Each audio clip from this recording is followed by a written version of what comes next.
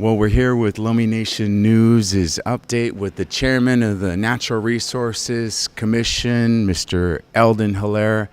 Elden, holy smokes, heard the fish were jumping all over in the past there. What's going on? You got some updates for us? Well, we got the early stewards that are sneaking by, and they do have a preseason update now that the early stewards were forecasted for 200,000, and they came up with an estimate of 242 now. So the increased run kind of right along the trend with the Lake Washington and the Skagit sockeye, both there above forecast. So that's encouraging news, I guess, and it's always a challenge when they're jumping and hails past. Everybody gets really anxious at that time. So, but we are getting closer. I think our preseason opening date is August 2nd, so it's closing on us fast. My understanding, all the seine boats are all getting ready and getting recorked, and so they're all preparing. And we got a opening with our crab fishery today at noon, probably in 20-some minutes now. Hopefully nobody's setting out early yet. Get a little excited watching the jumpers go by, so don't get too anxious. They'll have a 48-hour opening. I think we're targeting about 250,000 pounds for the 2 days, so that should help out in the economy and people getting ready for sockeye. And I think we'll be looking at doing testing in the remainder of the region for crab, probably the 1st of August, somewhere in between the sockeye openings, to see if we're meeting criteria up there. And then we'll have, of course, the pink fishery following that. I think our U.S. share is about a little over 700,000, but who knows, maybe it'll hit that 17 million mark again like it did 2 years ago. So yeah, just never know. Always hope for the best as a fisherman. Oh, yeah, and I know you mentioned in the last update on July 3rd, and now that it's the 16th, some time changes have been made for the King opening in the Bay, right? Yep, Kings are going to open up on August 1st now, so that'll give everybody a chance to pick and choose, wave at their cousins as they're going sockeye fishing and stay home and knock them over, so it'll help out for the small vessels that aren't going to travel out into the open water, so they'll have opportunity at the same time as their cousin with the big boat heads out and chases the sockeye. So that's good news. A couple other things, I think I mentioned that we were doing the clam surveys, and we're almost done. They're on reservation now, finishing up with some of the territory here, and then they're also the same contractor that I mentioned is going to start removing the log jams that are impeding some of our drags here on the lower reaches of the river. And they were out not only with the contractor, but also staff was out helping out and pulling some logs and clearing it away so that the water flow is on reservation, which is always beneficial to our people. So watched that happen yesterday, so that's good news. And there's been a little controversy, around, there's always, seems like it's kind of good to have a little controversy, but I was even talking with some of the elders, and they were talking about how, some of the vets used to go and actually dynamite, Yeah, and that's, was back when there was community involvement and you didn't have to hire anybody. They'd dynamite it themselves, because they're taking care of what they'd utilize. It's like our stewardship of Mother Earth. They really took it seriously back then, and now that we have a full-fledged government, people rely on the government. So, but like I was saying, there's been a few guys that go out and do it on weekends.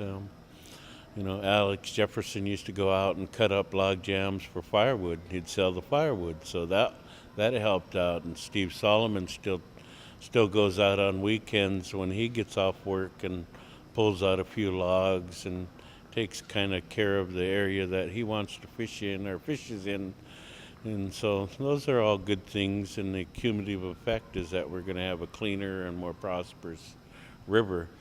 I mentioned the clam survey was just about finishing up. I just want to announce that that we've had our first official drug testing of our divers on the 5th of July, and that went really well.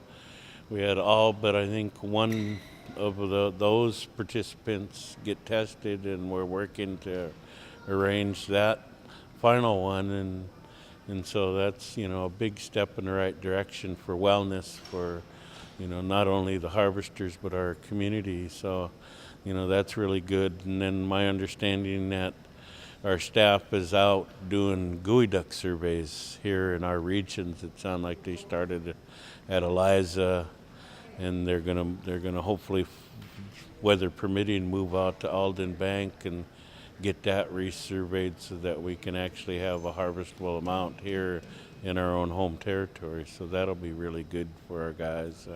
And not to look too far down the road, but harvest time is really literally just around the corner, and then sockeye, pinks, and then coho. And I mean, what any other forecasts being projected? Well, I don't have the numbers right here in front of me or somewhere on the top of my head, but it's pretty much the same as last year. One of the exceptions in the coho fishery, we will not have a Hales Pass closure for any gear types.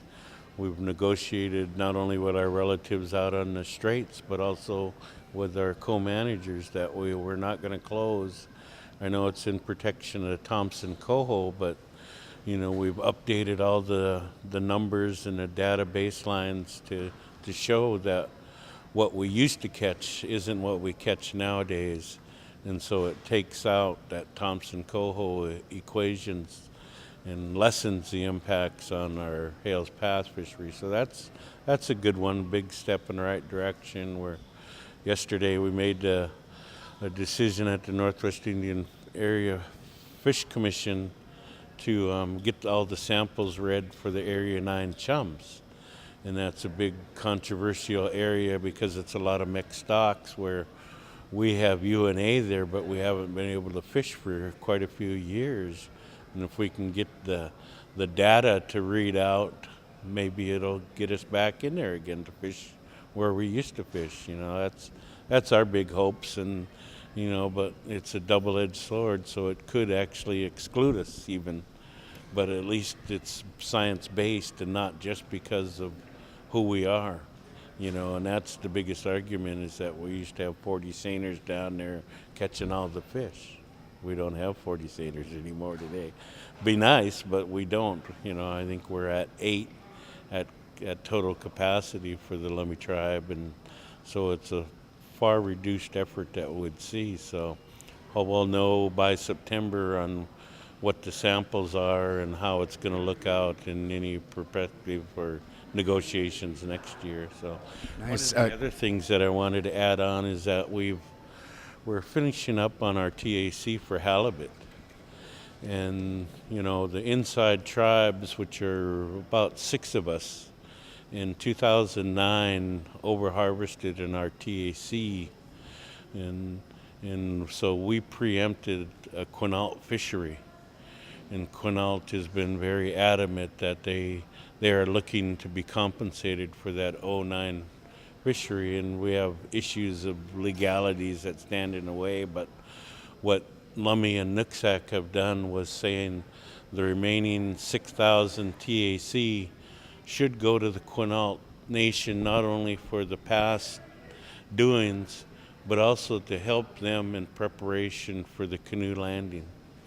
And we finally got all the other tribes to agree. So, we had one other small opening, but the majority of that 6,000 pounds will go to Quinault to harvest as they're hosting a canoe journey this year. And we know from '07 that it's quite an expense and a workload. And so I'd not only like to let everybody know that we're doing our part as far as fish management to help them provide for the table of all of us, because most of us will be there, but also just to encourage everybody, if they got a few days vacation time or something, to go and volunteer, or encourage other people to volunteer and help them out. From my understanding, because they're a real small tribe, that they're struggling financially as well with putting everything together. So every little bit helps and it counts. So I just want to encourage everybody to kind of do their part. I said I would drive a golf cart for a day or so. And canoes will be landing there August 1st, so I know they need volunteers. And then anything else happening in hunting, clamming, any red tide? I know there's a burn ban, but is there red tide or anything else happening? For right now, the red tide is from Whitehorn north.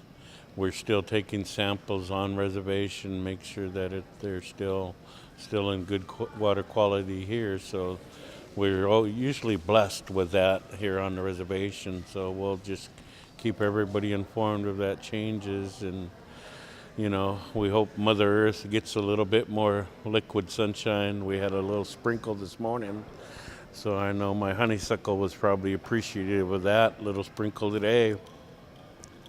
But other than that, it's still kind of on a day-by-day, week-by-week basis on all of our fisheries, and we'll try to keep everybody updated as much as we can. I know the harvest manager is sending out text messages on updates on the impending fisheries, and we also have the hotline, and I wished I knew that number. I'd give it to you guys.